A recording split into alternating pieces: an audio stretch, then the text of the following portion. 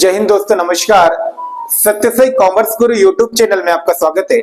आज हम स्टडी करेंगे दोस्तों अकाउंटेंसी में 11th क्लास का बड़ा ही इंपॉर्टेंट चैप्टर है दोस्तों, जिसे कहते हैं फाइनेंशियल अकाउंट।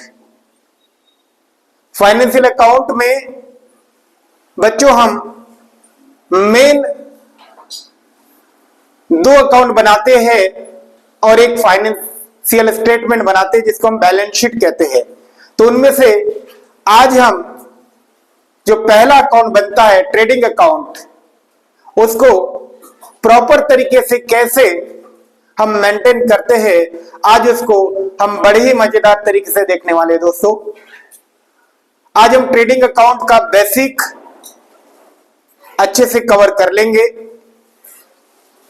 यदि आपको वीडियो पसंद आता है तो लाइक कीजिए, शेयर कीजिए और मेरे चैनल को सब्सक्राइब कीजिए दोस्तों। आइए हम स्टार्ट करते हैं आज का वीडियो।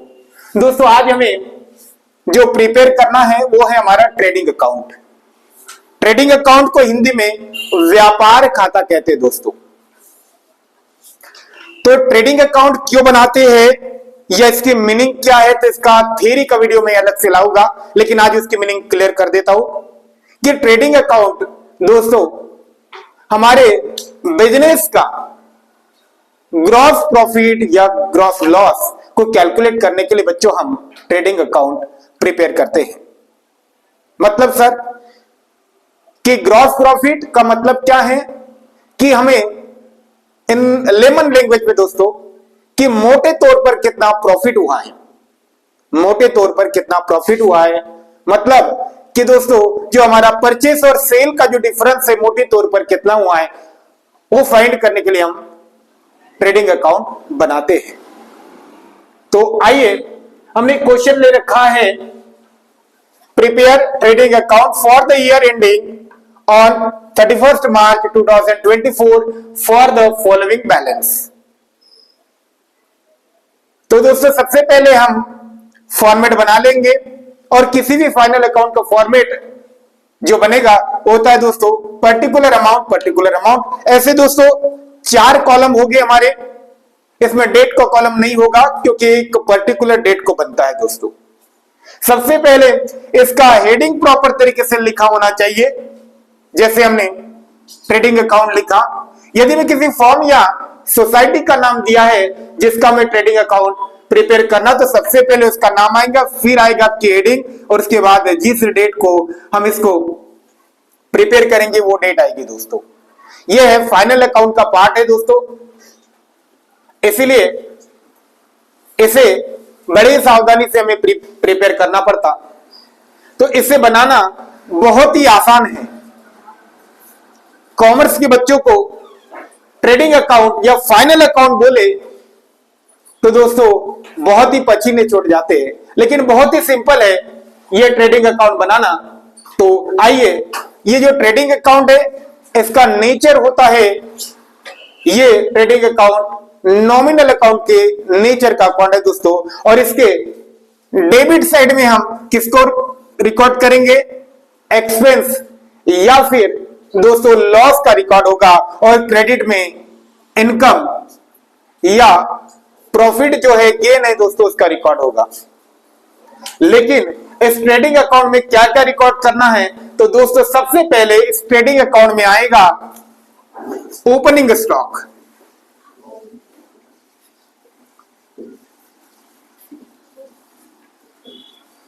उसके बाद दोस्तों आएगा परचेस, और यदि हमें क्वेश्चन में परचेस रिटर्न दिया है तो उस परचेस में से दोस्तों हम रिटर्न को माइनस कर देंगे, माइनस परचेस रिटर्न दोस्तों। और उसके बाद इसमें हम रिकॉर्ड करेंगे और वो रहेगा हमारा डायरेक्ट एक्सपेंस।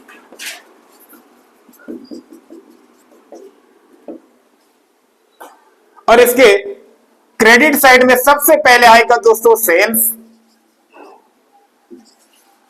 और यदि हमें सेल्स रिटर्न भी क्वेश्चन में दिया है बच्चों, तो हमें क्या करना पड़ेगा, सेल्स में से सेल्स रिटर्न माइनस कर देना पड़ेगा। मतलब यहां में जो शो करेंगे वो नेट सेल्स लिखना पड़ेगा, तो माइनस हो जाएगा सेल्स रिटर्न।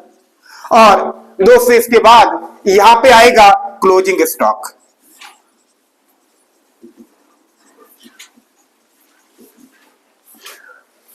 तो फॉर्मेट माइंड में रखिएगा, सबसे पहले बहुत ही सिंपल है, ट्रेडिंग अकाउंट के डेबिट में ओपनिंग स्टॉक आएगा यदि अपने पास था तो।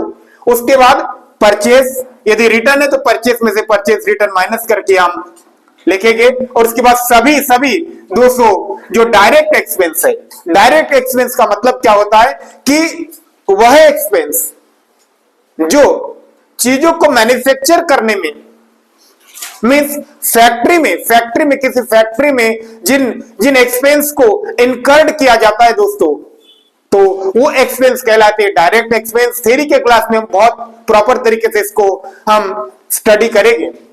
तो डायरेक्ट एक्सपेंस में क्या आता है, तो हमें ये देखना है कि किसी फैक्ट्री में कोई चीज बनने के लिए कौन कौन से खर्चे होंगे। तो सर रॉ मटेरियल परचेस करना पड़ेगा, उसके बाद वेजेस देना पड़ेगा, फैक्ट्री का रेंट देना पड़ेगा, हमें कैरिज देना पड़ेगा, है ना। तो बहुत सारे ऐसे कि उसको उस चीज को बनने के लिए जो भी खर्च लगेंगे रेडी टू यूज, तो वो कहलाएगा हमारे डायरेक्ट एक्सपेंस में आएगा। तो देखिए हम क्वेश्चन पे चलते हैं। सबसे पहले हमने ओपनिंग स्टॉक दे रखा है कितना है, तो हम लिखेंगे 10,000। उसके बाद परचेस, तो परचेस दिया दोस्तों 40,000। फिर क्वेश्चन में चेक कर लेना परचेस रिटर्न है क्या, हाँ परचेस रिटर्न भी है। तो फिर हमें परचेस की अमाउंट दोस्तों इनर कॉलम में लिखना पड़ेगा। तो हमने परचेस की अमाउंट लिख दी 40,000 इनर कॉलम में। उसके बाद है सेल्स, तो सेल्स हमारे लिए रेवेन्यू होता है, तो क्रेडिट में जाएगा रेवेन्यू का रिकॉर्ड। और सेल्स रिटर्न दिया है इसलिए हमने सेल्स की अमाउंट इनर कॉलम में लिखी। आगे हमारा परचेस रिटर्न, तो क्या होगा, परचेस में से परचेस रिटर्न माइनस हो जाएगा। तो परचेस है हमारा 40,000 और परचेस रिटर्न है दोस्तों 2,000। तो 40,000 में से हम 2,000 माइनस करेंगे तो आ जाएगा 38,000। आगे दिया सेल्स रिटर्न, क्या होगा, सेल्स में से माइनस होगा, ये सेल्स है 80,000। मतलब हमने पूरे whole of the year total कितना गुड सेल किया 80,000 का, और रिटर्न कस्टमर से हो गया 3,000। तो माइनस करेंगे तो हमारा नेट सेल निकल के आ गया 77,000।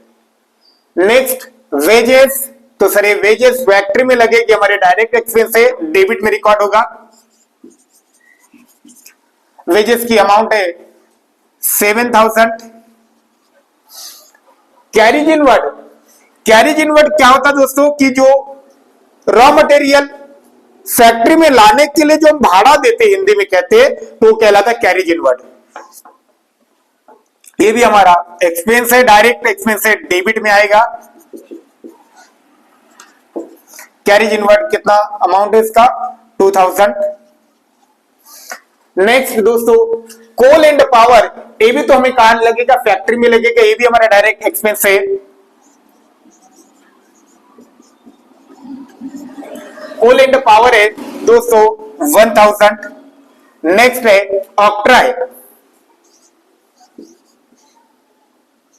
ऑक्ट्राई क्या चीज है, अभी ऑक्ट्राई का जो स्थान ले लिया दोस्तों टोल टैक्स ने, वो एक प्रकार का टैक्स होता है चुंगी टाइप का नाका।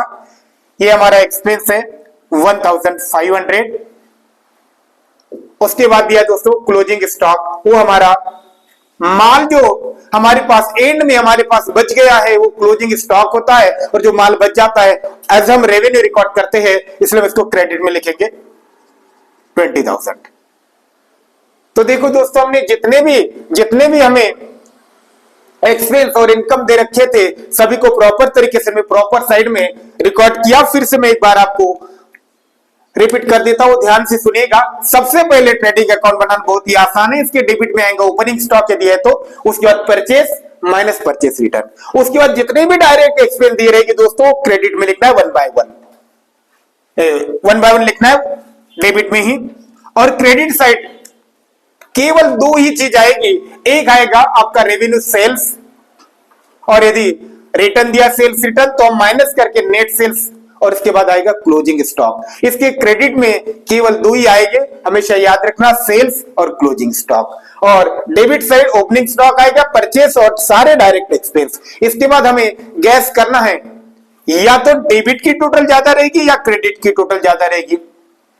तो देखते हैं इसमें डेबिट की टोटल कम है, क्रेडिट की ज्यादा है, तो क्रेडिट की टोटल हो रही दोस्तों हमारी कितनी, ये 77,000 और 20,000 हो जाएगी 97,000। अब हमें डेबिट की जो टोटल है रफ में करना पड़ेगा, तो ये आई हमारी क्रेडिट की टोटल 97,000। उनमें से टोटल हमारा एक्सपेंस देखते हैं तो ऐसे भी जोड़ सकते हैं दोस्तों, 10,000 और 38, 48 और 7 हो जाएगा 55, 56, 57, 58, 59,500। ये डेबिट की। तो देखो इस बिजनेस में टोटल रेवेन्यू कितना हमने रिकॉर्ड किया, क्रेडिट में 97,000 और टोटल एक्सपेंस कितना रिकॉर्ड हुआ 59,500। तो हम इसका बैलेंस देखते कितना आ रहा 005 और 17 में से 10 जाएंगे तो 7 और ये हो जाएगा बच्चों 3। मतलब हमारे पास जो बच रहा है 37,500, ये हमारा ग्रॉस प्रॉफिट है। प्रॉफिट क्यों है दोस्तों, क्योंकि हमारा क्रेडिट साइड माने रेवेन्यू ज्यादा है कंपेयर टू एक्सपेंस, तो इसीलिए हमारा ये कहलाएगा gross profit to gross profit.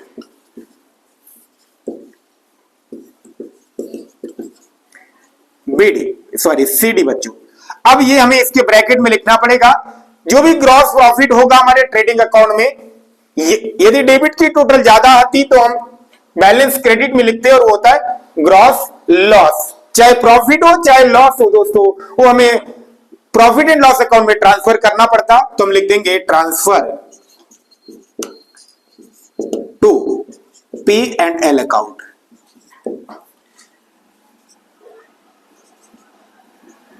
तो आइए दोस्तों, अब यदि हम इसके टोटल करेंगे तो दोनों साइड टेली कर जाएगा 97,000। तो ये हमारा ट्रेडिंग अकाउंट हमने प्रिपेयर करना बड़ी अच्छे तरीके से सीखा है। आप इसकी प्रैक्टिस कीजिए और भी हम नेक्स्ट वीडियो में मिलेंगे। बहुत बहुत धन्यवाद दोस्तों वीडियो